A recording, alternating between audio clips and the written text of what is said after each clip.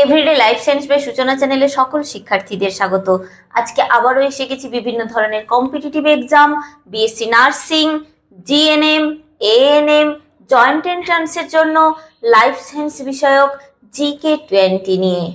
তো ভিডিওটি স্কিপ না করে দেখতে থাকো এবং চ্যানেলটি সাবস্ক্রাইব করে দাও। নাম্বার 1, প্রাণীদেহের প্রতিবর্ত ক্রিয়া নিয়ন্ত্রিত হয় কিসের মাধ্যমে? প্রাণীদেহের প্রতিবর্ত ক্রিয়া নিয়ন্ত্রিত হয় সুষুম্না কাণ্ডের মাধ্যমে। কিসের মাধ্যমে? সুষুম্না কাণ্ডের মাধ্যমে।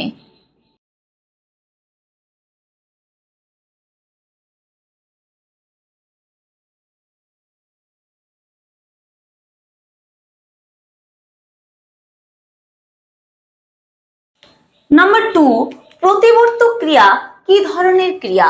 এই যে প্রতিবর্ত ক্রিয়া, এটি কি ধরনের ক্রিয়া বলতো? প্রতিবর্ত ক্রিয়া হলো একটি অনৈচ্ছিক ক্রিয়া। কি ক্রিয়া? একটি অনৈচ্ছিক ক্রিয়া।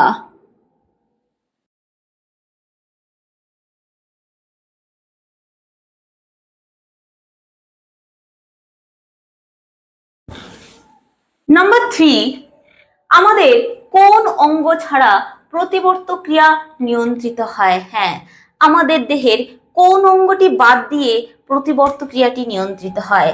আমাদের কেবলমাত্র মস্তিষ্ক বাদ দিয়ে প্রতিবর্ত ক্রিয়া নিয়ন্ত্রিত হয়।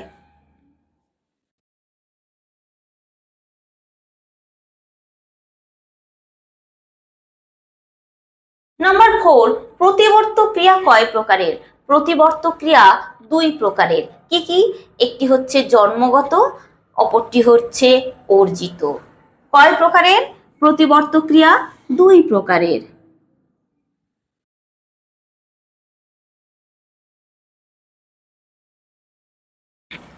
নাম্বার 5, জন্মগত প্রতিবর্ত ক্রিয়াকে কি বলা হয়? জন্মগত প্রতিবর্তকে বলা হয় শর্ত নিরপেক্ষ প্রতিবর্ত ক্রিয়া। কি বলা হয়? শর্ত নিরপেক্ষ প্রতিবর্ত ক্রিয়া।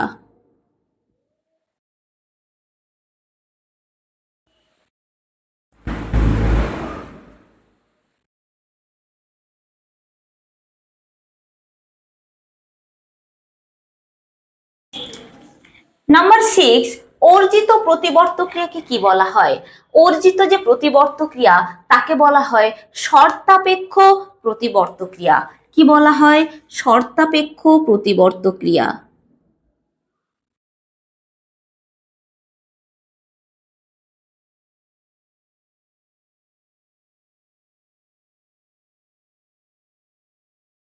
নাম্বার 7, স্নায়ুকেন্দ্র কোথায় অবস্থিত? স্নায়ুকেন্দ্র সুষুম্না কাণ্ডের ধূসর বস্তুতে অবস্থিত।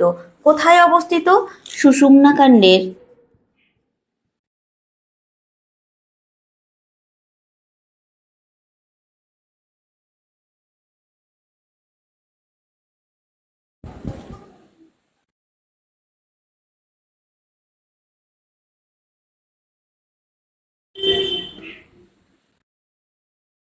নাম্বার 8, সংজ্ঞাবহ উদ্দীপনা আজ্ঞাবহ উদ্দীপনায় রূপান্তরিত হয় কোথায়?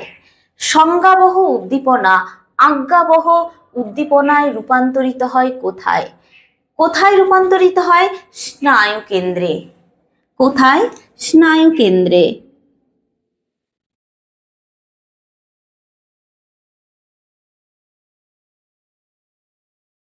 নাম্বার 9, কারক বা ইফেক্টর কি? কারক বা ইফেক্টর হলো আমাদের দেহস্থ পেশি এবং গ্রন্থি। কি বললাম? দেহস্থ পেশি এবং গ্রন্থি হলো কারক বা ইফেক্টর।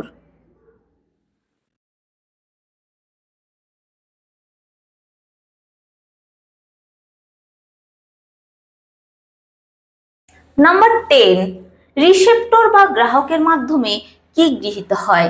রিসেপ্টর বা গ্রাহকের মাধ্যমে পরিবেশ থেকে উদ্দীপনা গৃহীত হয়। কি গৃহীত হয়? পরিবেশ থেকে উদ্দীপনা।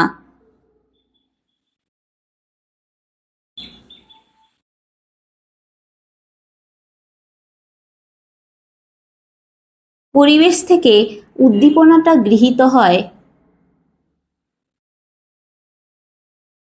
এই রিসেপ্টর বা গ্রাহকের মাধ্যমে। নাম্বার 11, প্রতিবর্ত পথটা কি?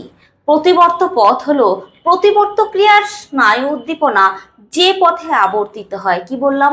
প্রতিবর্ত ক্রিয়ার স্নায়ু উদ্দীপনা যে পথে আবর্তিত হয় তাকেই বলা হয় প্রতিবর্ত পথ।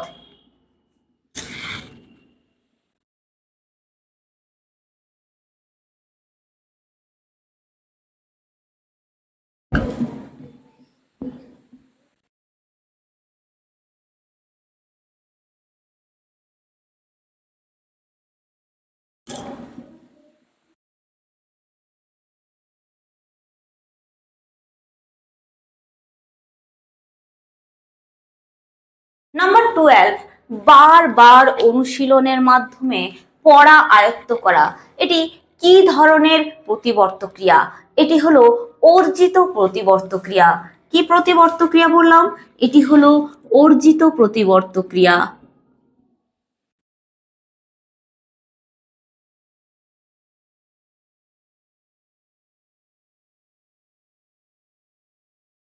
নাম্বার 13, শিশুর কথা বলতে শেখা। এটি কি ধরনের প্রতিবর্ত ক্রিয়ার উদাহরণ? এটিও অর্জিত প্রতিবর্ত ক্রিয়ার উদাহরণ। কি প্রতিবর্ত ক্রিয়ার উদাহরণ? অর্জিত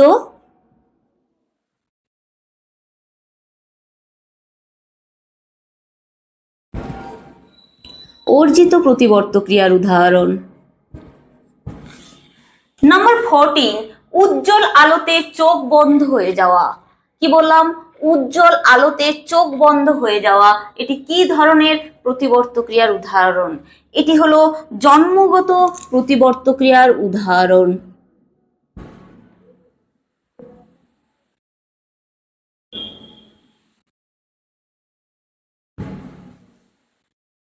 নাম্বার 15, শিশুর হাঁটতে শেখা। এটি কি ধরনের প্রতিবর্ত ক্রিয়ার উদাহরণ? শিশুর হাঁটতে শেখা হলো অর্জিত প্রতিবর্ত ক্রিয়ার উদাহরণ।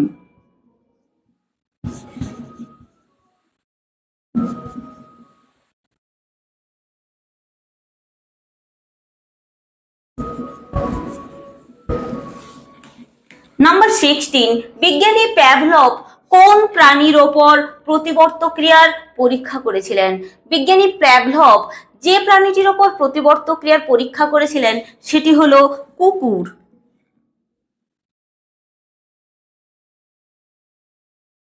নাম্বার 17, বাদ্যযন্ত্র বাজানো, গান গাওয়া ইত্যাদি কি ধরনের প্রতিবর্ত ক্রিয়ার উদাহরণ? বাদ্যযন্ত্র বাজানো, গান গাওয়া এগুলো হচ্ছে অর্জিত প্রতিবর্ত ক্রিয়ার উদাহরণ।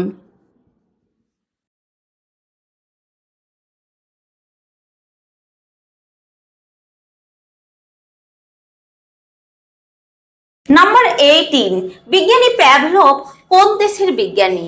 বিজ্ঞানী প্যাভলভ ছিলেন রুশ বিজ্ঞানী। কোন দেশের বিজ্ঞানী? রুশের বিজ্ঞানী।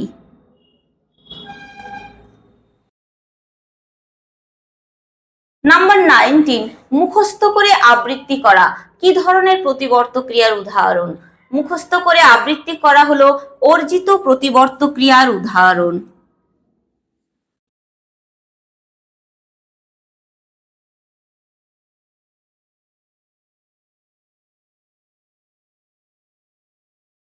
নাম্বার 20, বিজ্ঞানী প্যাভলভ কুকুরের ওপর কি ধরনের প্রতিবর্ত ক্রিয়া প্রয়োগ করেছিলেন?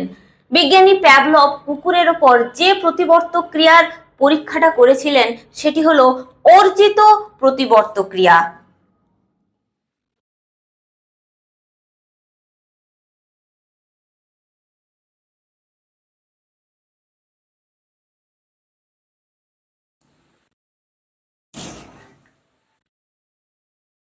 তাহলে ভিডিওটি আজকে এখানেই কমপ্লিট করলাম।